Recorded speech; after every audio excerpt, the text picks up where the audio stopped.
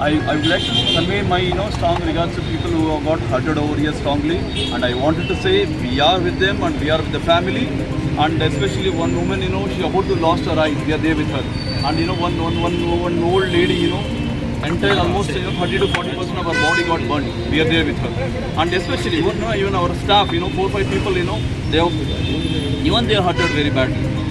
We are there with them, saying that we need all your blessing to regain, to show what is our what is the power of youth, and to say we are Indians, we are no way less than anybody. We are going to launch on Friday with a good bang, and we need all of your support.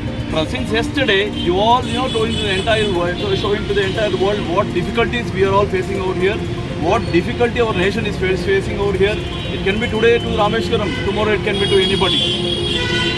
We'll all make sure that this will never happen again, and I request government of Karnataka and India to make sure that this incident should not supposed to happen anywhere in our India, to make sure that we're all safe. I told you, like see, usually thousands of people they'll come and go.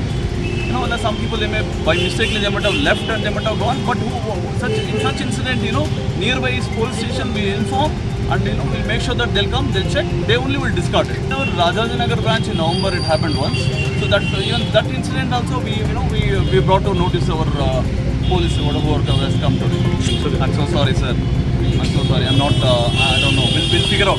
We are here to figure out. We'll figure out. No. As I told you, all of my hoteliers, we are all brothers and sisters, and we are nowhere. See, we are called annadatas.